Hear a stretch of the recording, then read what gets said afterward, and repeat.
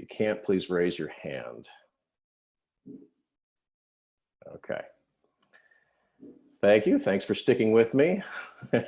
Every day there's always something different I screw up with Zoom. Thank you for your patience. So today the plan is going to be our schedule in the class, which is rapidly drawing to a close. We'll talk about current events or current threats, but whether you view them as an event or a threat. The pronouncement last night from the president on Twitter, it may be on many people's minds. It certainly has been on mine and on most of the other members of academic Twitter, I think today. We're all thinking about it. So we'll talk about that briefly, and then we'll talk about the fiscal impacts of immigration and the last topic, development and immigration, which comes from the great Michael Clemens, whose paper was on the calendar for today. Before we get started, I wanted to ask you about course evaluations. For spring 2020, they'll be fully online, which is a change. It used to be that the GSIs from economics would come and visit the class, and of course we can't do that. So I'd like to ask people if you could raise your hand, or in the chat, if you could let me know whether you've received a notice to participate yet in the course evaluations. So, and several of you have, okay. If any of you have actually clicked through it, could you indicate in the chat, or however you might like to do, whether they asked about the GSIs also? They did ask about GSIs. Thank you very much, Tamara, or Tamara. I apologize if I pronounced your name incorrectly. Thank you for noting that. That was a concern that we had for an administrative reason. So let me just say a few words about course evaluations. Thank you in advance. Seriously, thank you. And I recognize, we all do, that it takes time to fill out a course evaluation. They are really greatly appreciated. They help us as educators improve the quality of our education. They also help the university decide whom to hire. So, you know, it's a pro bono service that you're giving us basically by providing a course evaluation. But thank you for doing it in advance. I understand if you can't do it because there's a lot happening in your life right now. I absolutely understand that. We will have some time set aside on the 30th. You may question the wisdom of this in a Zoom meeting. We will actually have some Econ GSI proctors, if all goes according to plan, who will show up in our Zoom. They will Zoom bomb us, and they will proctor some evaluation time for you then, if you want to take that time to do the course evaluation. And of course, my having told you that, you may decide to skip the Zoom, or at least the first 10 minutes of it then, which you can do. Of course, the motivation here is to provide time carved out that is time that normally you'd be spending listening to my sonorous voice and learning about economic demography. And instead spending that time on course evaluations, because we recognize it's a high value thing that you are giving to us, and we greatly appreciate it. So that is the plan with the course evaluations. Any questions about that I can answer? Okay, so if there are, we can raise them in the chat, or we could talk offline about that. We are approaching the finish line today, on Thursday, and then next Tuesday and next Thursday, and that's all, folks, as Porky Pig used to say. We will finish immigration today. We'll start health and mortality on Thursday, and then 2 more sessions on health and mortality. And there, I think my objective is going to be covering the current events, which are things like, of course, COVID-19, the socioeconomic inequalities in health that we see reflected right back at us here in the United States heavily. I think this is probably also an issue in other countries, but in the United States, we are a highly heterogeneous society. We are seeing the socioeconomic inequalities that have always been there. They are reemerging, of course, with COVID. And of course, my objective there too is to talk about COVID in a way that is sensitive and makes clear that I am fully aware we are all touched by this. And I like to make a lot of jokes about a lot of things. This is not a particularly laughing matter, joking matter kind of thing, and I don't intend for it to be like that. And I also understand if it's too painful a topic that you prefer not to really hear anymore about it. I get that too. So that's not my intention on Thursday, but my hope is to talk about some of the things that are underpinning our thoughts at this time about why it is, say, African Americans and Hispanics appear to be more heavily impacted than other racial and ethnic groups, and some of the origins of those sorts of topics. Next Tuesday, we have on the list to talk about Ann Case and Angus Deaton, who are a husband-wife combination of economists, a couple of extremely smart people who have studied the opioid epidemic and deaths of despair. That's next Tuesday. And then finally, next Thursday, we'll wrap up some more. On the docket is the Grossman model of health, which is another thing that we'll be looking at, say, in Econ 157 in June. And we'll touch on it here, but also we'll have a lot to say about sort of the population level health stuff, which is salient, and it also is kind of traditionally part of the material that we cover. We'll have a final exam online on B courses around about Thursday the 14th with flexibility. Several of you have contacted me about needing maybe more flexibility, and I encourage all students to do that. This is a very unique time, especially given the pronouncement by the president last night, and whom the world really knows what it means, but about immigration status. Take care of yourselves first. We will figure out 175 in due time. Any questions before I march on? Okay. So we've got a threat level Trumpy again, and this is what he tweeted last night. Nobody really knows what this means. Let me just read it. In light of the attack, I can't read it. I can't read it. You can look at the slide. I can't do it. I don't know what it means. Nobody does. And my sincerest apologies to anybody who may be affected by this. We don't know what this means yet. Like I said, academic Twitter was sort of all alight about this because many academics are foreign nationals. They have work visas, just like many of you may have student visas and maybe work visas coming up. And my sincerest apologies for the mess that this may create for you. I don't think anybody really knows what's going to happen next, and we're all waiting to hear. And I hope that this gets walked back quickly. And of course, we don't know. So my joke, hopefully to make light of this, is that it's clear that the president and his aides have never taken demography economics c175, because if they had, I think they would be less likely to go this route. And so I wanted to say a few things about foolish economics. As econ majors, many of you have, I think, a bigger obligation than the rest of us to try to root out foolish economics. There's a lot of foolish economics out there. A little economics can hurt you, and I've got a vignette in a second about that sort of thing. And if you're powerful, a little bit of economics could really hurt a whole lot of people. I think that's what we have been seeing recently. So what do I mean by foolish economics? Well, you start by taking a theoretical prediction about the sign of some behavioral response. So we're not even talking about a quantifiable amount of movement in behavior. We're talking about whether something goes up or goes down usually. That's as far as foolish economics usually gets. It's all about how demand curves slow down, which they do, but there's usually a longer story there. And the other thing that really gets my goat is the story about the moral hazard of insurance. There, the story is that if you are insured against a risk, you face moral hazard to participate in the risky behavior that exposes you to the risk more than you did before you were insured. That is true in theory, but I think it would be very foolish to imply that, for example, because I have health insurance, I'm going to go bungee jump more. That would be an example of this sort of foolish economics argument here. So the way that the foolish economics goes is that you make an argument using only this foolish remark about the sign of something in theory, and it's a partial derivative. It's holding everything else constant. And then you ignore empirical magnitudes, and you ignore overlapping effects, and you ignore the total derivatives. We'll come back to that topic later in the slides. The total derivative refers to what happens in total when something changes. There are a lot of things that move. So we can't usually assume that all other things are equal or constant. So after you do this, of course, and you have to be a member of a particular political party in the United States, and different ones, I think, abroad, unfortunately, then of course you profit at the end after you do the foolish economics.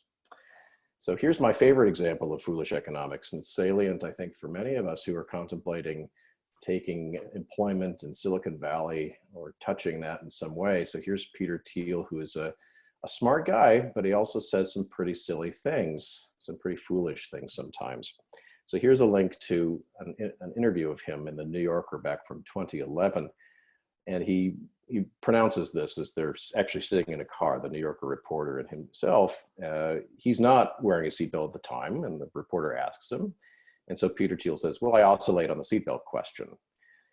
And so the reporter asked what the poles of oscillation were exactly. Well, he says, the pro-seatbelt argument is that it's safer, and the anti-seatbelt argument is that if you know that it's not as safe if you're not wearing it, then you'll be a more careful driver. And then next in the interview, apparently he made a left turn and then fastened his seatbelt because he realized how silly it was to say that. There is a lot of foolish economics out there, but you see underneath it all, there's a kernel of truth here. It's just that it's about a kernel in terms of size, and magnitudes matter. Another thing that was, I think, more tragic is the debate over the, if I get the pronunciation right, the human papillomavirus, HPV vaccinations. These are things that I think males can get, but usually it's targeted toward young females. And HPV is a communicable thing that can be transmitted by sexual intercourse. So the argument that some would make is that becoming vaccinated against this risk, which can give you cancer, that's one of the big side effects of infection with HPV, might reduce the costs to risky sex and therefore increase that behavior.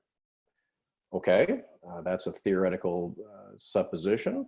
And it turns out that if you test it, it does not seem to be true, that there is no statistically significant association of being vaccinated with HPV and actually engaging in more risky sex. Other things predicted better. Another thing that turned up more recently is you might wonder whether if you were vaccinated against this risk, you might then not go in for routine checkups. So the Pap test is something that people routinely use to assess, health of reproductive organs.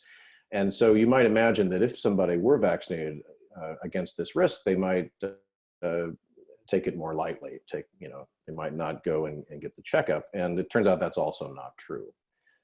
Why? Well, it's a total derivative story. If you have the vaccination, that changes a lot of things.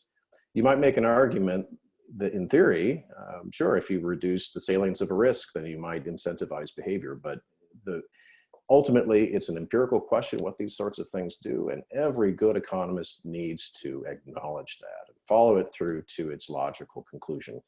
We have a theory. What's the test? What's the outcome? And it turns out a lot of these foolish economics examples are just that. They're just completely foolish. So my charge to you is to go out into the world with your knowledge of economics and try to help expose these things for the foolishness that they are. With immigration, there's a lot of foolishness that's floating around out there.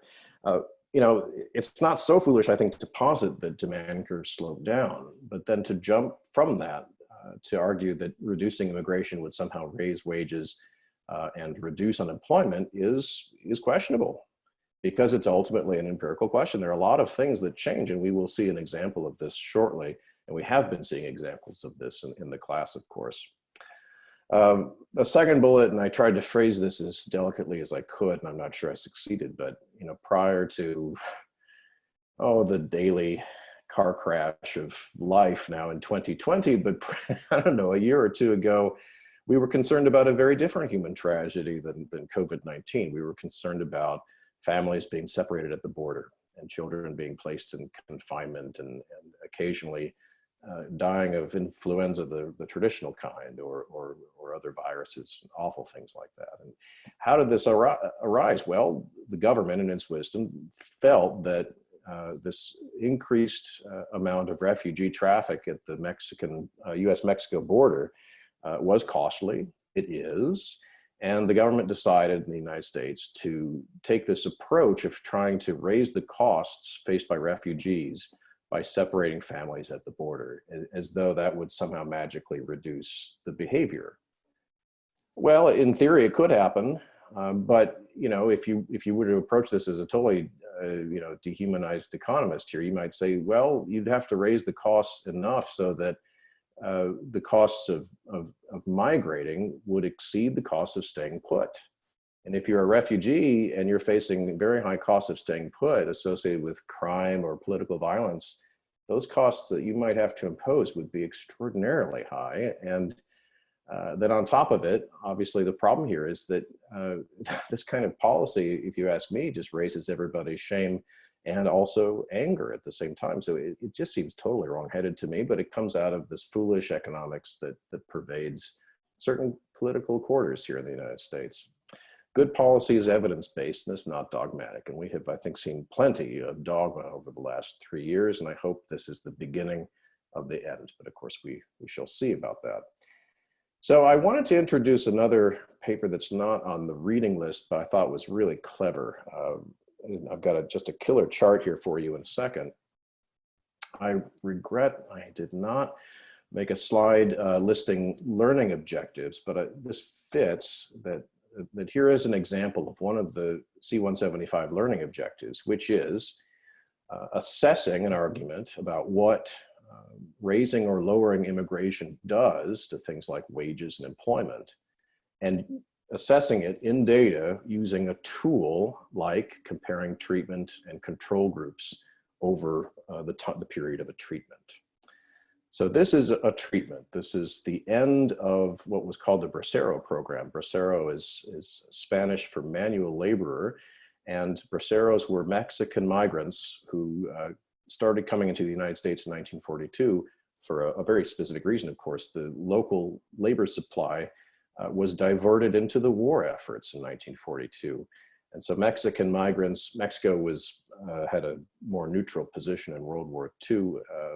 And I suspect if they did have an armed, they of course had an armed force, an army rather, I should say. They had armed forces, but I think that the draft in Mexico probably was not as broad as it was here in the United States. Of course, there were a very large number of US workers who were diverted to the war effort. Well, in 1963, here's a quote from JFK from this paper about the supposed adverse effect of the Mexican farm labor program, the Bracero program, on the wage and employment conditions of domestic workers is clear.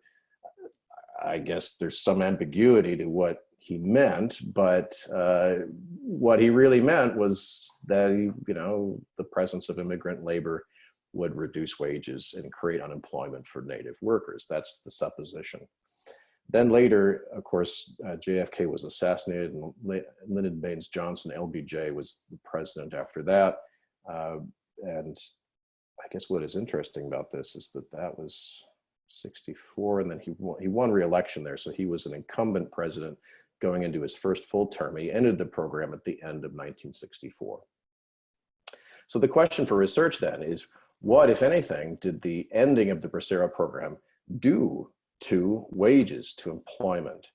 So on the next slide then is a picture of what it did not do to wages. Another story here, I think, that's actually in the paper if you're interested, and so the link is on the previous slide in the title, is what happened to employment.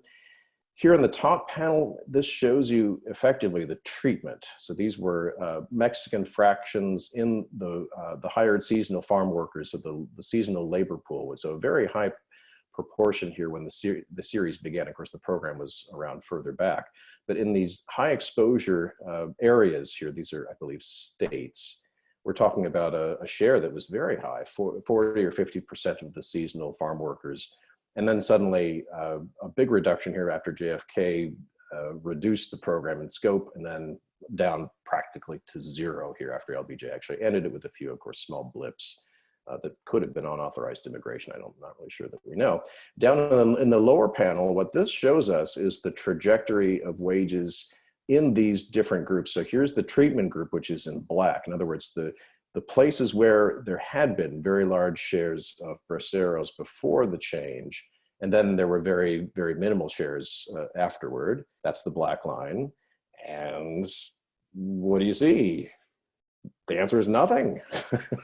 Absolutely nothing. Here's this lightly treated group that's in light gray.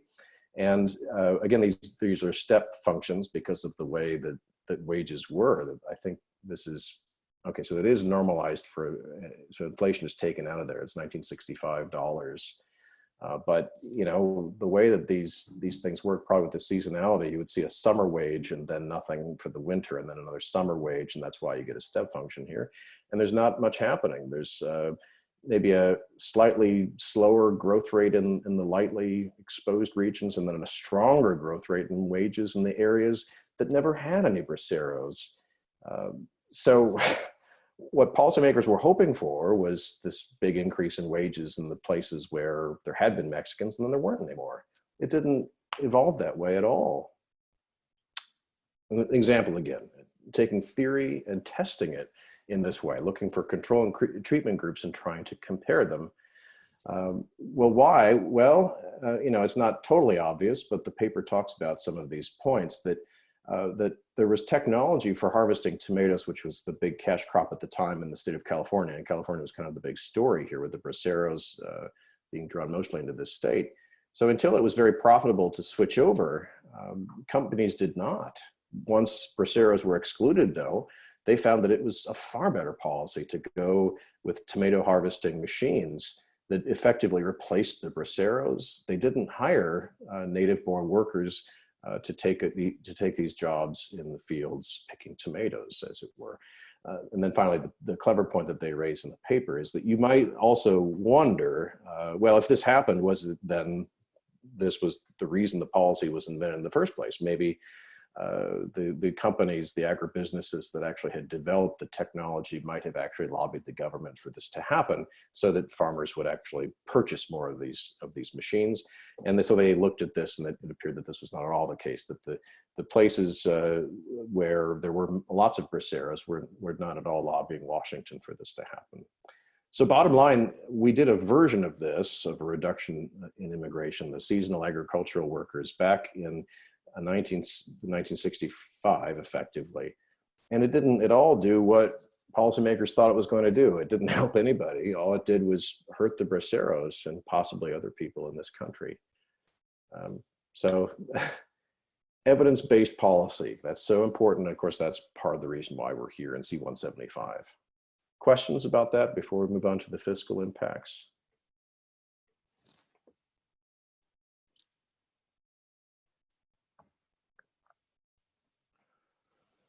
Okay. All right, so we started fiscal impacts last time with this great quote from Pia Arrhenius about the short versus long run impacts of immigrants. That's a big part of it. Another big part, of course, is the age structure of immigrants and what that looks like and how many little children we're talking about. On the federal side, so sorry, just a definitional thing here, right? So we're talking about the additional government spending minus the taxes that are incurred. Natives, of course, also have fiscal impacts, but traditionally a big part of the story has been the congestion, especially of public schools by immigrant children. Here in California, it's a very high proportion of the K through 12 populations of children who actually are kids with moms who were foreign born, something like 50%. Probably today it's higher. I think I wrote this slide probably a decade ago. So it's a real concern.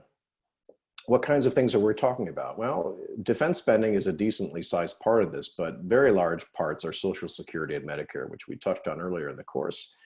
Other things, though, are salient and usually politically divisive, things like Medicaid, food stamps, social assistance, and unemployment insurance, programs that send either cash, or in the case of food stamps, it's kind of like sending food to people because you theoretically can only exchange the food stamps for food and not actually for money.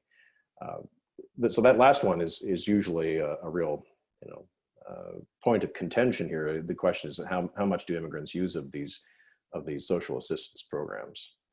Now, the other thing that isn't said, and I'm not sure I made it clear, is that as many of you may know, immigrants are not allowed to absorb social assistance for something like 5 years after being naturalized. So you might wonder, well, why is this even still an issue?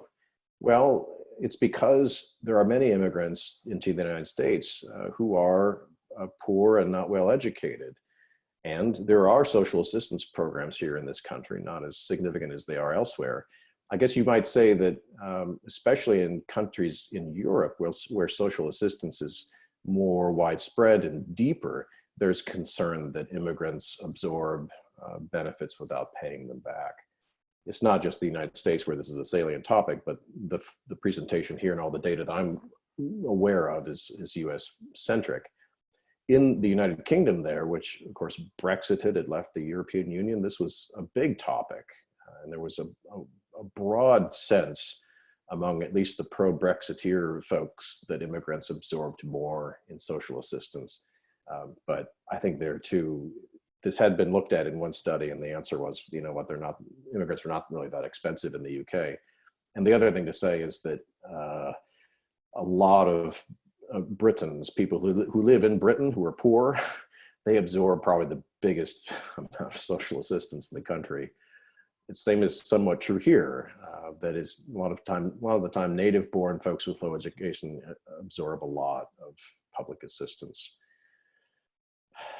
Apples and oranges, I suppose, but still a salient point to make. All right, at the state level, then also K through 12 education, police, roads, and utilities. And some of these things, especially police, roads, and utilities, and also defense spending, you might imagine, is not really obviously something that would have to increase if you talked about admitting one more immigrant. Now, obviously, bringing something like 10 million immigrants into the country afresh, or some very large number, then you would have to think about that. But when you're thinking about the marginal additional immigrant, and even say like, 250,000 more immigrants or something like that, it's not at all clear that you'd have to really ramp up spending on these sorts of public goods, these things that are shareable. And that was Pia Arrhenius's point. So the fiscal impact then is the additional spending minus the additional taxes. And immigrants probably affect both of these sorts of things. Immigrants, even unauthorized, of course, will pay sales taxes because everybody does. You can't just say, I'm not going to pay sales tax, not unless you basically do everything off of Craigslist, I guess, which you could. But try as many, I hope none of you have, but try buying groceries off of Craigslist. I don't think that would be very effective. And I suppose you could go to a farmer's market maybe all the time. I guess that could be feasible, but I know as from my own experience, honestly, if you go to a farmer's market, typically you spend a ton more than you would if you went to a grocery store because everything is more expensive per unit. Also, income taxes typically do get paid. The other thing, that just hit the news cycle, I think it was an LA Times article today, was that apparently the fiscal stimulus spending checks will not be sent to households in which there is one or more, spouses or people in the household who do not have a social security number.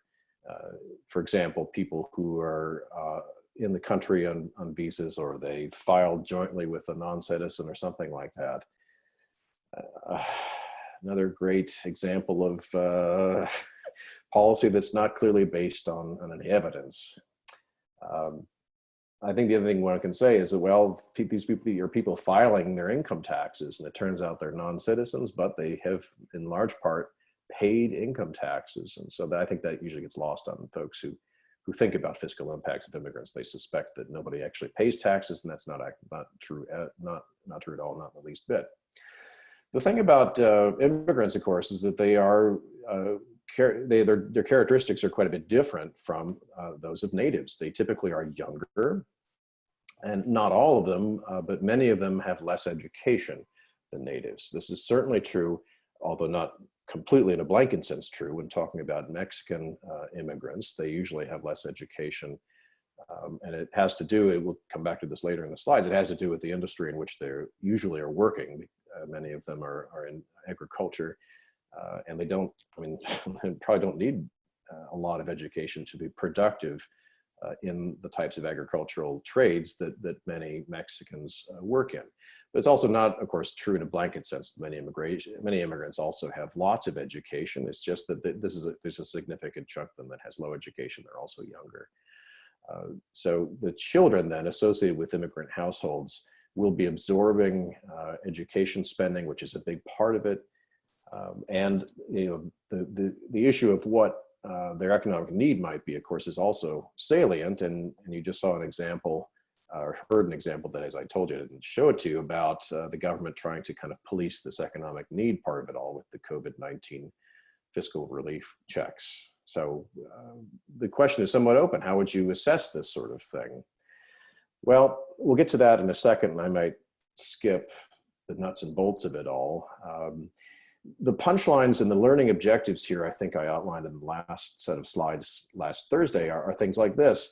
It matters for the fiscal impact whether you count the children or not, and when do you count them. If you count them today, of course, you're going to be measuring a big net fiscal cost of these children because they're young, and nobody contributes when they're young.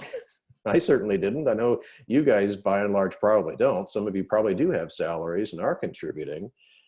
But by and large, most people don't when they're students, especially not when they're in elementary school, and that's true for many immigrant children. Well, if you count them now, then what about in the future? And the punchline then is, if we count kids, counting them in the future and what they do tends to make the picture look much better for immigrants. So when do you stop counting, I guess, is another way of phrasing this then. Immigrants who are absorbing lots of benefits in the form of public education today usually pay back in great amounts those benefits in the form of future taxes. But of course, then the question is, you have to weigh the two against one another. Okay, so kids matter a ton. If you don't count second generation immigrant children, then each immigrant was a net benefit. These are all statistics from the 1997 report, I think. A net benefit for all levels of government of $1,800. So notice it's not very large. That's the other learning objective here. The fiscal impact of immigrants is not particularly enormous. It's kind of like how the GDP benefit of immigration is also relatively small. Starting with just the immigrants, if you just look at them, they actually look fairly good, and we'll get to why in a second. If you do count second generation immigrants right now, then you might end up seeing a cost of $400 on net, which is, again, a very small sort of number. Suppose, though, you look at the net present value, which is a way of measuring the current and future streams of cash associated with something. It could be, for example, the price of a bond is effectively the net present value of all of its future nominal payments, with the interest rate in mind. I guess that's one way of putting it. You could also say that the interest rate is what pops out after you factor in what the price is in the market today versus the future nominal payments, which of course, the market sort of equilibrates all of that. So the net present value then is one way of looking at all this. And the bottom math then is one way one can pick through it.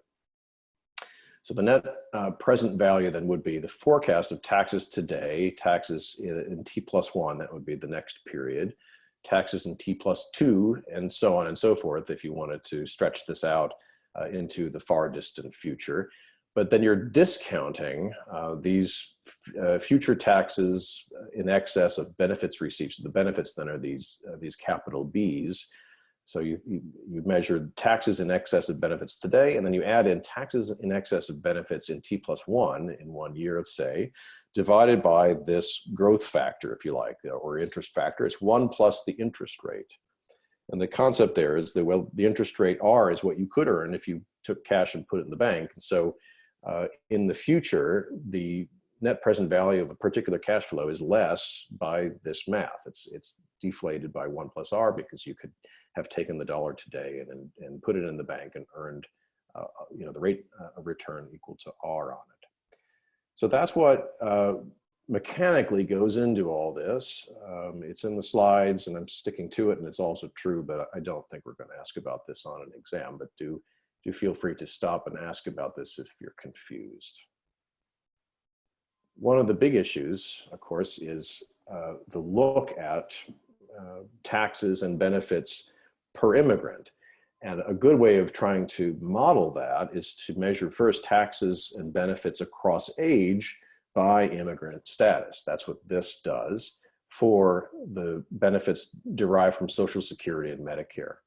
That's why this is a very, very low number. These are all $1994, I think, up until about age 65. It really maybe starts around age 60 because of early retirement, and Social Security is still age 62. And then it just really takes off. Notice that the first generation of immigrants, that's the gray line here, is actually receiving less. Now, this isn't a present value amount, but what happens is you take this and forecast using the age of immigrants, walking through this age structure basically of benefits, and then you sum everything up and divide it by 1 plus R, in the particular time period you get. A key part of it then is this age structure. And this is, I think, a learning objective here, to notice that there are differences across the generation of immigrants. So the first generation of immigrants are immigrants who arrive themselves. They were born abroad, they arrive, usually they stay. Of course, some people do return. The second generation of immigrant is somebody who is a native born citizen, but whose parents were first generation, and their Social Security earnings and Medicare receipt and all that is actually quite high. It's even a little bit higher, and we'll see why in a bit. It's because they have earned more on average than third generation immigrants, which are also known as natives. Everybody in the country is a K or nth generation native. I'm sorry, I said that wrong. Nth generation immigrant, of course. And so the third generation here in these graphs and elsewhere is shorthand for everybody who whose line has been in the country for more than 2 generations, I guess. That makes sense. It's not the second generation, it's the third generation. It's the children of the second generation that were lumped together with everybody else, regardless of when their parents arrived. So the first generation actually absorbs less in Medicare and Social Security. And the reason that they've not been in the country as long, and they also had lower education, lower wages, and they paid less into Social Security, and they'll get less out. Here is the social benefits support. I'm sort of mangling all this. The part of the problem here is that when this report was written, Aid to Families with Dependent Children, or AFDC, was what it was called. That was commonly known as welfare. Food stamps are in there as well. That still exists. And the Earned Income Tax Credit has taken the place, really, of AFDC in terms of the tool that transfers money from rich to poor to some extent. So we do see that the first generation of immigrant would receive more over his or her life cycle in terms of the social assistance payments. The second generation of the 3 groups here was receiving the least, and the third generation, or you could think of those as natives, as being somewhat in between here. So it's not as if it's baseless for folks to raise concerns about the fiscal impacts of immigrants, because this is in the data. It's just that the net fiscal impact depends on this, which is social assistance payments, and it also depends on taxes, and it depends on Social Security and Medicare and all that together. Here then is the age profile of benefits from all programs. You might wonder what this big notch, if you like, or I guess that's like a tree stump down here at the far left-hand side is. And it peaks around, say, age 10, of course, but it starts maybe at age 7 or 6. It's public education. Here, there's a higher level of public education benefits absorbed by the first generation and also the second generation. And that's because first and second generation immigrants typically require more bilingual education in the schools. That's one of the characteristics, of course, of immigrant communities, is that typically they are hailing from a country where English is not the spoken language. And so language skills and trying to improve language skills usually is a source of extra fiscal impact at the state and local level. For the third generation, then, they are not as expensive here, but it turns out later in life, like say, if you look here at age 50, the dashed line is actually above the other 2 groups. It also is at age 60. And I think the reason for that probably is unemployment. That the third generation, in contrast, the first generation, by and large, are workers. That's why they're here. The second generation usually has a much higher level of education because the first generation arrived and invested into their children than compared to the third generation on average. And so you tend to see this, that actually the net the total benefits absorbed in this graph is actually highest here at these out ages, if you like, here 50 and 60 among natives. This is also the other part of it, of course, is that there are taxes paid by immigrant generation. And here, I think, again, the learning objectives are to think about the first generation having the least amount paid into taxes at the federal and state levels. The second generation being the stars of the show here, the highest levels of taxes paid in, and just reversing, then looking at the second generation, of course, they are expensive as kids.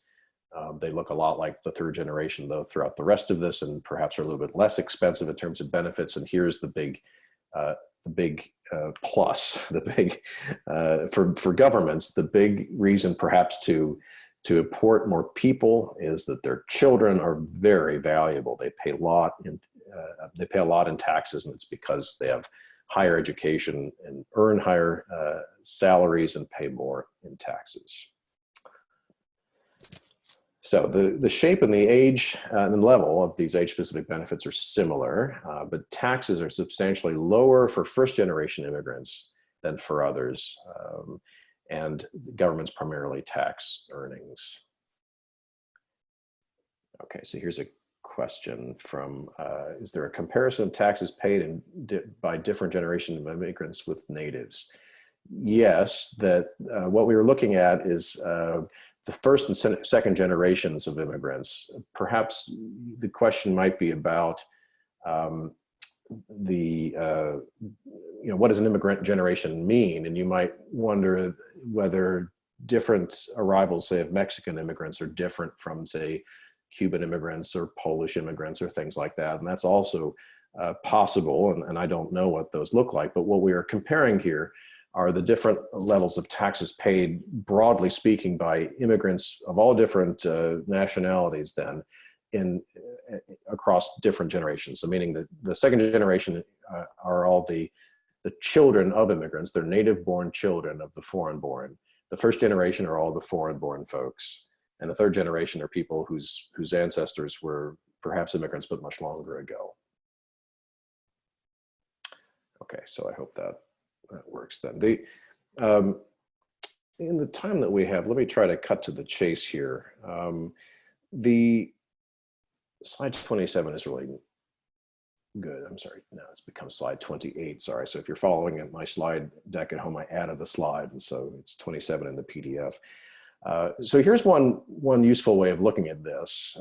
Pretty big differences in the net present value then. So this is what you get when you look at the stocks of immigrants applied to the age-specific fiscal impacts, the taxes and benefits, and you add it all up, having deflated by 1 plus R to the quantity of the time. So that's taking the net present value. So what you're doing is you're comparing a dollar today to a deflated, if you like, of the net present value of a future dollar, which is less. It is because it's in the future. And that's a pretty standard way of comparing these flows across time. What one sees, of course, is a really big difference across levels of education. Here, if a less than high school level immigrant arrives, the net fiscal impact in this table is negative $13,000. And then over the lifetime then, in a present value sense, it's also a large negative number. I think that's what the first two rows are. The third row then looks at the descendants of those immigrants, and that's actually a positive number because, and this maybe is the big surprising punchline, I wish I had this more clearly in a slide, even if the immigrant arrives with a low level of education in the United States, typically their children are very well educated. And in part, of course, it's because of why we're even having this discussion in the first place. The problem is that children are expensive, but they do a lot with the expenditures on them in the form of public education. You are all doing a ton with the public subsidies that the voters in the state of California have managed to find within themselves to pay TUC to subsidize your education. It's still, extraordinarily expensive, of course, but at the K through 12 level, of course, it's much cheaper. And then a lot of kids go on to a variety of different outcomes after that, whether it's UC Berkeley or whether it's a community college or whatever it is, and they get degrees and they go off and they earn And that's a very productive investment. Some have said it's one of the best investments that one could ever make. It's investing $1 into a child's education, and then they pay you back in the form of their future well-being and also their earnings. So you can see the difference then across the columns here in what happens with these different immigrant groups by education. That suppose you got the folks with more than high school, and of course today you probably want to look at the people with say PhDs in addition to just being more than high school, which means at least some college, and you see a big positive number there. Yeah, I think I'll leave it at that. There's a ton to draw out of this table, but the point is basically it depends a lot on, of course, on the level of education. One would hope that in saner times, U.S. policy toward immigration might evolve to being, less decided by late night tweets, by rancor, than perhaps decided on the basis of some either social justice or merit or both. And there are many countries around the world that say have points systems that are allotted to immigrants based on their education or some other set of skills. And I think there's much to be said for systems that overtly do that. And the US system currently doesn't really do a ton of that. There are, of course, the work visas that to some extent provide that sort of thing, but it's not as broad a system, say, as what Canada and other countries like that have. All right, so the net fiscal impact then is positive for the federal budget. It's not usually positive, especially for the high immigration states, like it turns out California, but also Texas, also New York.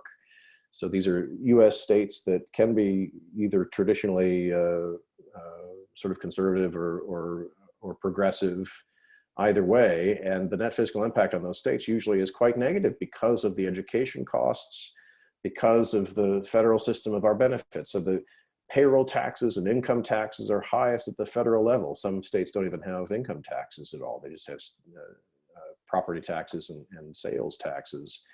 So what typically happens then is that the federal government ends up looking pretty good in terms of the net fiscal impact of immigration, but the states do not. And so one of the questions I think has perennially been, well, should the federal government shoulder more of the burden by subsidizing state education in some way? And that almost seems like an archaic sort of argument here, given what has happened, but maybe at some point we'll come back to somewhat more sensible evidence-based immigration policy. Finally, then, let me say a few things about unauthorized immigrants, just because I think we should try to. One of the challenges is that I don't think there's been as much work done on unauthorized immigrants as there has been with immigrants in general. Now, if you measure the fiscal impacts of immigrants, if you are effectively then also measuring the fiscal impact, weighted by population of unauthorized and authorized immigrants all at the same time. So that's one point to make here, is that if generally speaking, the fiscal impacts of immigrants is small, it's probably also true that the fiscal impacts of unauthorized immigrants probably is also small. Because they are already part of that larger story, according to their weight in the population. If there are something like 40 million or 45 million immigrants in total, and about 10 million or so are unauthorized, then about a fourth or a fifth then of the standard immigrant story, of course, reflects the experience of the unauthorized. One of the big money savers, if you view it that way, is that unauthorized folks typically don't stay in the United States after age 65 because they don't qualify for Medicare. Also, of course, age 65 and past there is when things really start to go south in terms of one's health and with medical spending. So, if you don't have health insurance, and of course, you might wonder, well, do unauthorized folks prior to age 65 have health insurance? And I think the answer is, well, that's a good point. Probably not, but I'm not sure that we know. Certainly past age 65, they're not going to qualify for Medicare, and that's a real burden. Even if they had private insurance before that, they wouldn't, I think they would find themselves priced out of it at that point, at that age, and so they're just not present. So that means bad things for unauthorized immigrants. It means good things for government budgets, if you want to look at it that way. The thing about education spending is that if you're young and you're unauthorized, you face the risk of deportation. So young immigrants might not finish school and thus might not pay as much later in taxes as authorized second-generation immigrants. And I think there's much more to be said there. So I think I'll just leave it at that and say that there are a ton of important things happening. There are a lot of UC Berkeley students who are DACA students. DACA is still in the courts, who are more broadly dreamers who are unauthorized because they were brought here as children, and they're in UC Berkeley. So it isn't true in a blanket sense that if you're unauthorized, you don't invest in your human capital, but it also is probably a point to keep in mind that on average, folks who face the risk of deportation face a disincentive to go to school because it's not clear that it's portable. It's a tremendous disadvantage to not have legal status and have no obvious path to it, and with all the wrangling about it. I just feel great sympathies for those people. The net effect then of unauthorized status is a little bit unclear, but it doesn't appear to be hugely negative. In other words, not a huge cost for government probably, and I think a large part of it then stems from this point about not qualifying for Social Security and Medicare. Unauthorized children typically are going to be attending K through 12. Higher education is a little bit dicier. So there is that, but they're also then, of course, paying taxes unless they're in cash-only jobs, which is really quite rare. So I would say probably on average, their net fiscal impact probably is more positive than authorized folks. And of course, that's not a reason to keep legal status in limbo. I think that would be quite an awful policy to view it that way. That's not my intention. My intention is to say that I think the net fiscal impact is more positive for unauthorized folks. Okay, so that's fiscal impacts. Questions on that before we turn to this last topic of development and immigration?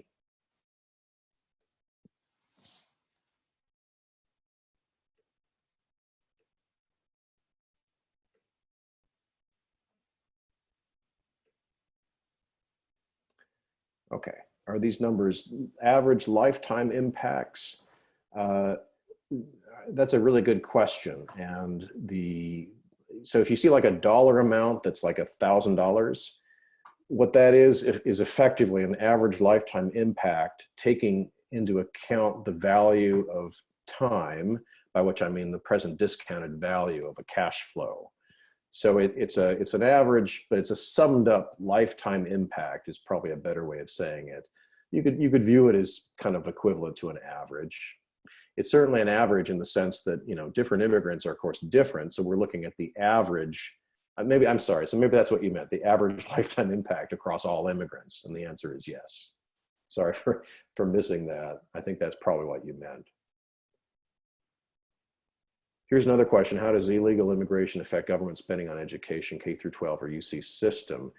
And I think what we know is that unauthorized immigrants are in K through 12, and there are also unauthorized immigrants in the UC system. So the UC system is subsidized. K through 12 is totally paid for. So I think the more salient thing is the K through 12 system and what extent unauthorized immigrants are increasing bottlenecks in K through 12 programs and require more funding, and whether or not they, immigrant families will be able to pay it back over the long run, I think is a very salient question. Yes, unauthorized or undocumented is probably a better term to use rather than illegal. And it's because the legality is actually murkier than you might imagine it would be. The other thing, it's viewed as a pejorative term. And so I think it's useful to say unauthorized or undocumented.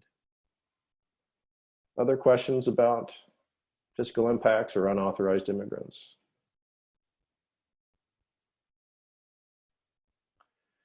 Famously, of course, Melania Trump was probably an unauthorized immigrant.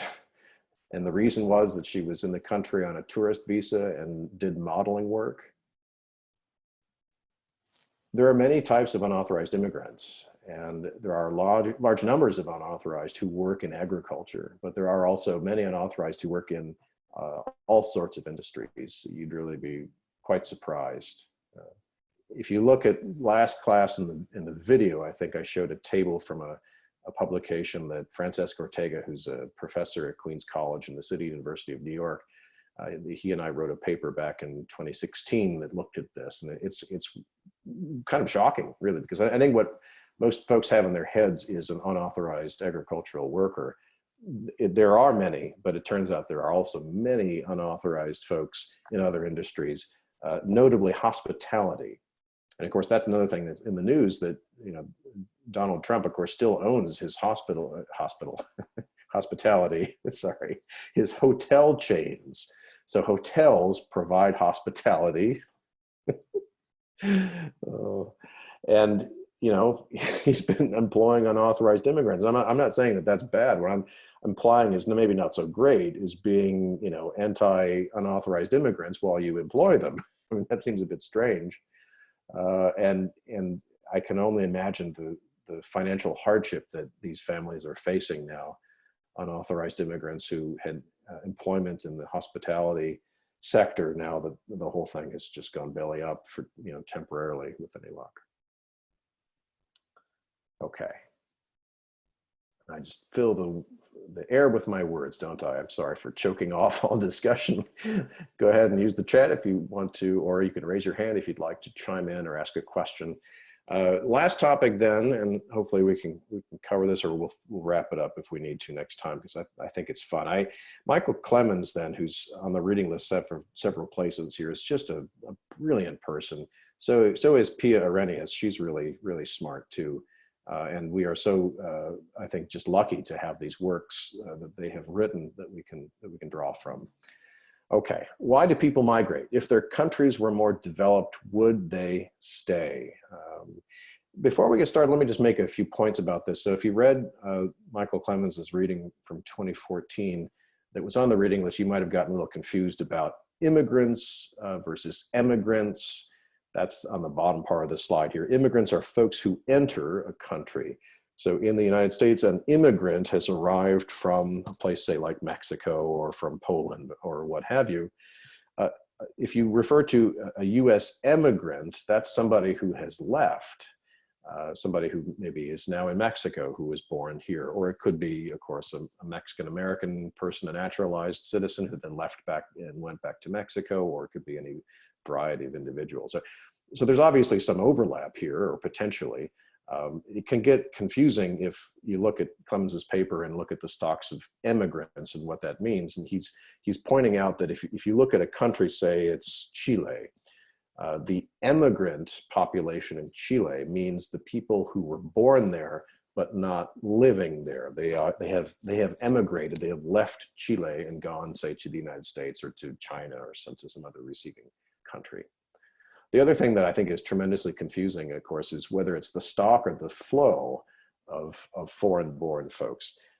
And the problem is that we usually use the word immigrant for both of these terms, even though it probably is better used for the flow, and then the foreign-born stock, perhaps, is the better way of referring to this. But you don't see unanimity in the way this is used. So the stock is about 45 million. The flow of documented folks is about 1 million per year. The unauthorized or undocumented folks, the flow there tends to go positive, negative, all over the place.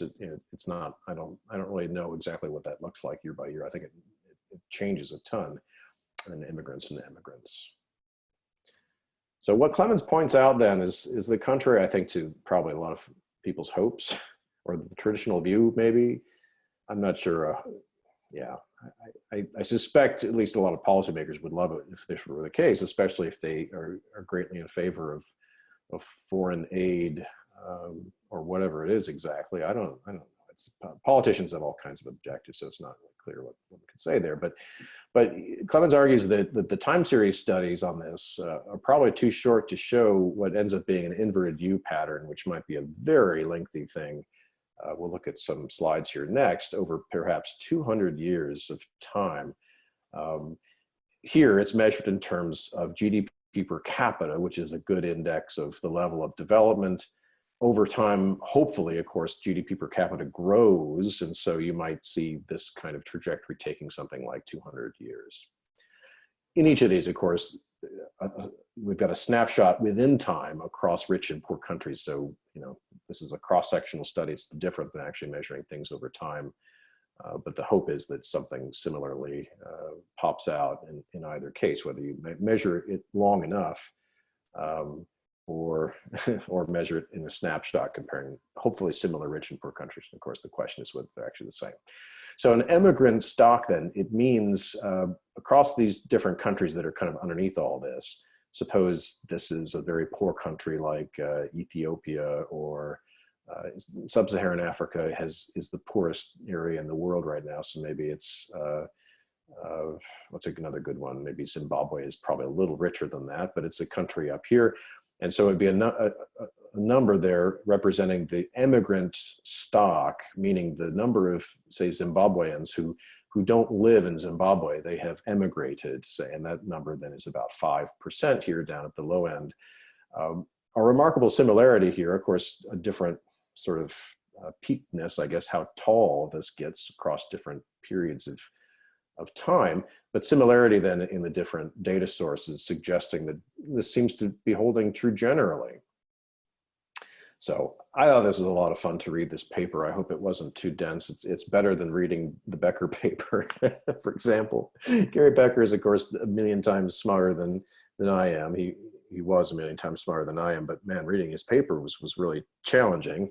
And I think Michael Clemens is a little bit easier on the eyes if you're less smart like I am. So what's happening? Well, in the background here, of course, let me just back up for a second. When you're looking across these grand sort of scopes of development, this is happening. We're seeing the demographic transition here for when countries are starting off poor. They typically have not yet entered the demographic transition, that births and deaths are both very, very high to begin with, and income is very, very low. You'll see a big increase then in the crude growth rate because mortality falls first. And then after that, fertility falls, or the crude birth rate. I think we've seen this illustration before.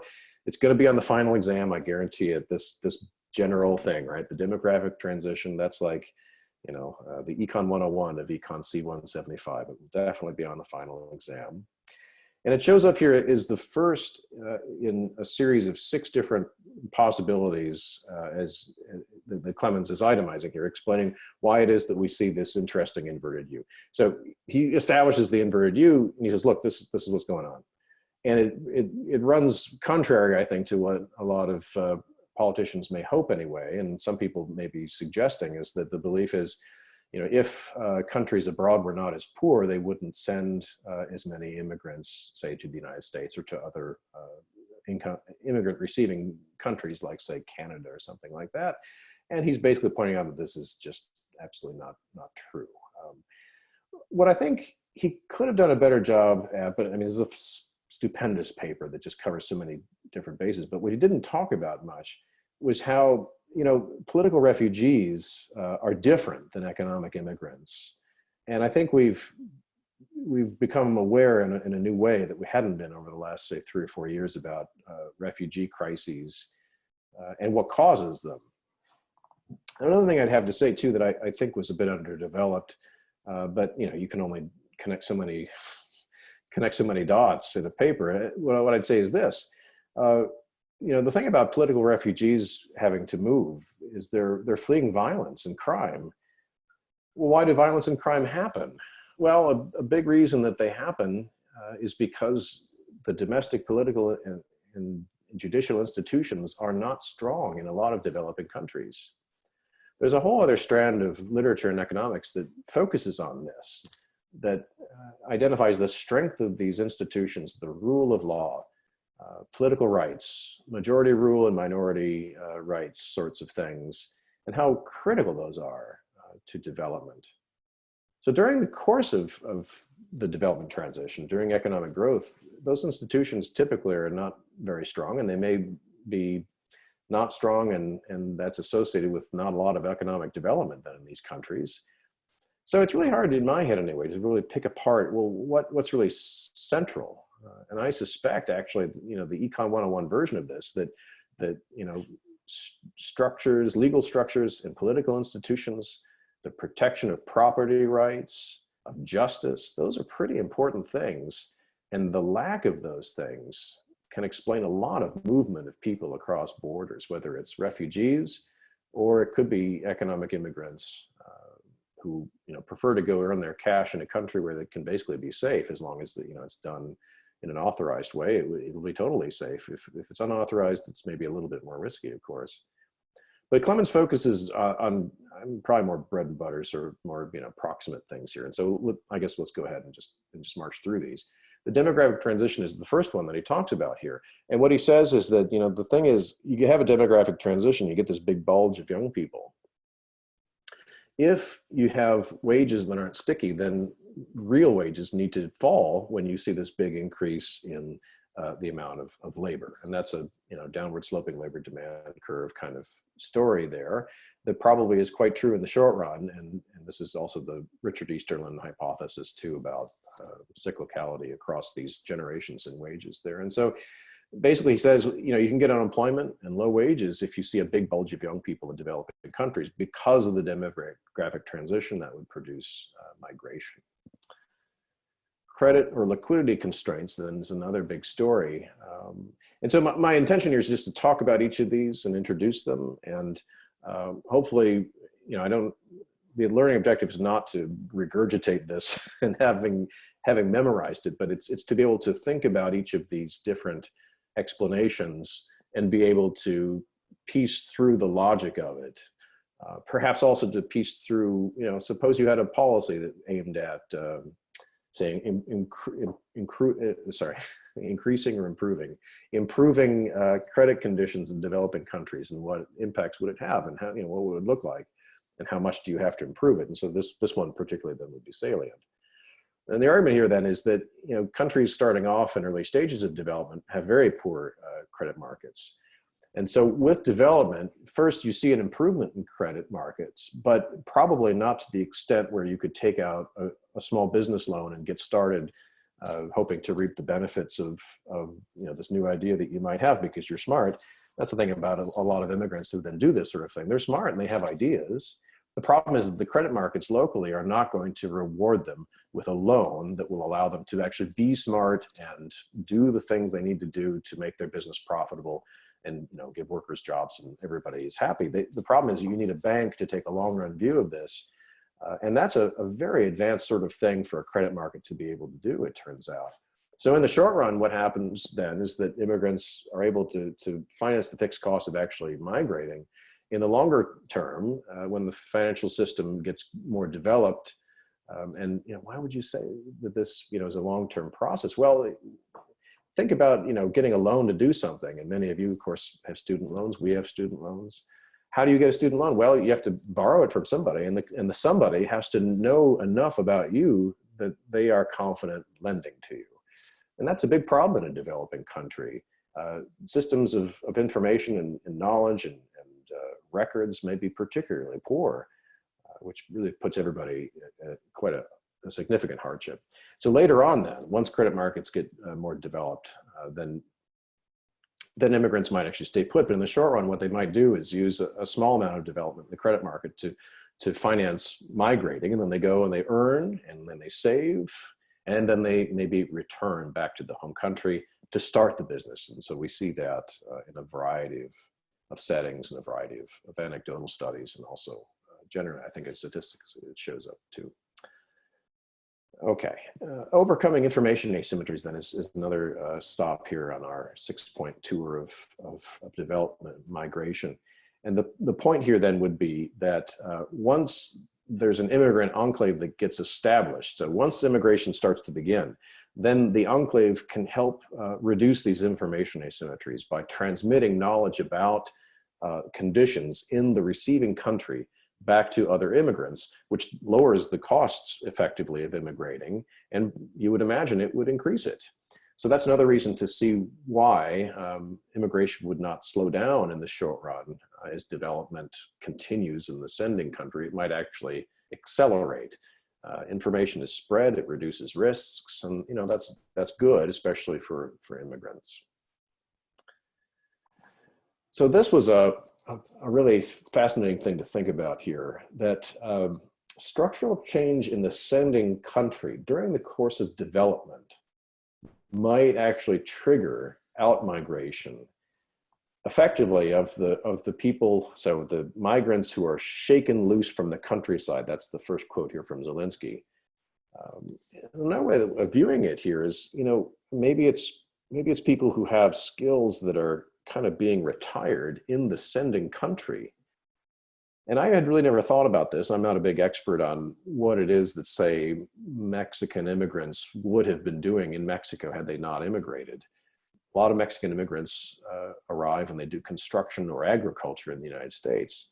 And it's not obvious that those opportunities are as plentiful back in Mexico. And that's the point then of this slide, that development displaces people from what they traditionally would have done. Many of them become internal migrants, meaning that if we're talking about Mexico, that Mexicans might be moving within the country to be productive in some other part of it. But some then migrate across the border if they can do it.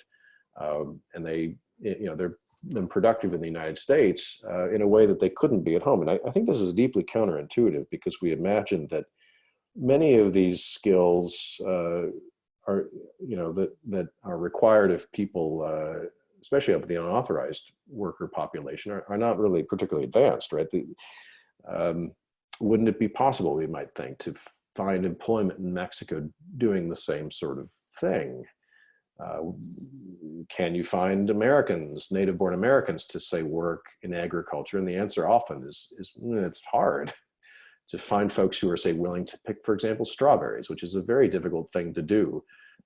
It's still not mechanized, and it's a pain in the butt. So you might wonder, well, aren't those possibilities still available in Mexico? And I think the argument would be that, in fact, Mexico is moving away from that during the course of development here. So that's what this slide is trying to say, that this can happen. And to be honest, I'm not sure about agricultural workers, whether that's the best example of this. It might be something different altogether, but it implies that there's a way in which skills effectively get retired in developing countries, but presumably they're still useful abroad, or these migrants can adapt what they do to the sending country's economy. I guess that would be the other option. So I don't think Clemens dove deeply into this, and I don't really understand it myself with that level of granular detail, but I think that's what one would imagine might be going on. Increasing inequality at home, and I think this to me, I think, really hits the nail on the head a lot. Let me just back up for a second. If we look at these pictures of migration over development, what we're doing is we're looking at GDP per capita. So it's average, income.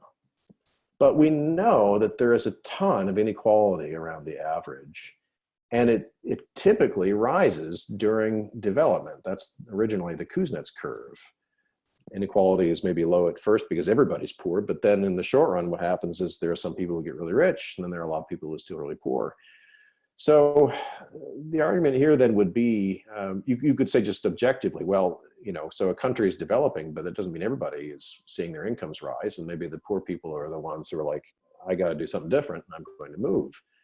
That's one reason. I think you might also, refer to in the second bullet here, sort of a reference level of satisfactory income, that perhaps what people in, developing countries are looking at is their own income relative to those around them. And if they see themselves falling further behind, that could be this impetus to do something different, to get out. I think what's a little bit challenging here, though, is that we also suspect, I think we know, that immigrants are a highly select group. They're more able on average than others. And so I think you'd have to make some argument about how, you're in a developing country and your own ability is high, but you're kept out of riches for one reason or another. And there, I guess it bends back to this point I was trying to make earlier, that in developing countries, one reason you could say why they're developing is they don't have good, strong institutions that protect property rights, that reward long-term investments with the stability of the legal system and of bank accounts that aren't stolen and things like that. And that would be a reason, I think, why high ability people then would want to leave if they are, poor, impoverished, with, in a high inequality environment there. And they view this as a real bum deal, that they'd like to get out and actually earn some money, get out from underneath the failed government, probably. I'm quite partial to that view of the world, but it's not something that makes it into Clemens' Clemens's work that much. And so, you know, take it with a grain of salt. It's what Professor Edwards says. I'm not sure how true it really is. Finally, then, legal barriers. And so this is kind of the supply side, if you like, of the immigration story. There's the demand to immigrate from people in developing countries who want to move.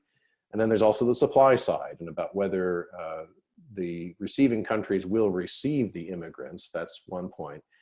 And the other thing you can say is that it might be, you know, an endogenous function of the quality or education of the immigrant. All people are quality. I don't mean to imply that, of course, but what I'm saying is that, you know, there are different immigrants with different levels of skills and certifications. And it might be then that during the course of development, those systems of certification are beefed up and produce more immigrants with more identifiable skills. So a pretty good example of this, I think I was a little bit conflicted here mentioning it, was in the slides from last year, which is, it's salient, but as you'll see, there's kind of a dark side of this here. That so there are a ton of Filipino, in other words, nurses, Filipino nurses, people from the Philippines, and those individuals are called Filipino Americans. And there are tons of nurses who were educated in the Philippines. And the reason there are a lot of nurses with Filipino backgrounds is because during effectively colony status, so this is the Spanish-American War that transferred ownership of the Philippines from Spain to the United States. The United States set up these nursing schools. And that's part of the reason why then it was easy to immigrate if you were somebody with nursing skills. You were trained in these schools that had been set up during the colonial period. So if you're like me, that makes you feel a little icky. I think it should. We should always, I think, question very deeply colonial origins and the social justice of it all. The other side of it, of course, is that colonial origins, in some cases, not in all, provided the history of institutions and of the rigor of the rule of law and property rights. And there's another literature on all that. It's why it was that some countries got that and others did not. It had, of course, a lot to do with the selfishness of the colonial power. Okay, so the bottom lines then are these. Income gaps are a motivation for migration. You'd think this would predict less migration as countries get richer, but there are a lot of factors that are important here. And I love this quote from Clemens here. In the language of calculus, I hope this makes sense to you. I've mentioned it a couple of times in the slides. It made a lot of sense to me that the partial derivative of immigration with respect to income can be negative. It's the partial derivative. It's holding everything else equal, fine. But the total derivatives could be positive or negative because other things tend to change when income rises. All these different things that we talked about, the networks, information, and of course the supply side, all that stuff. So we are at 2 o'clock. Thank you for holding with me. Are there any questions before we break?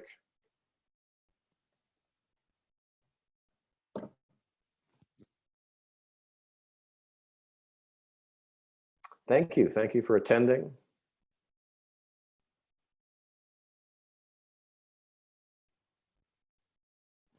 Thanks very much. Edwards out.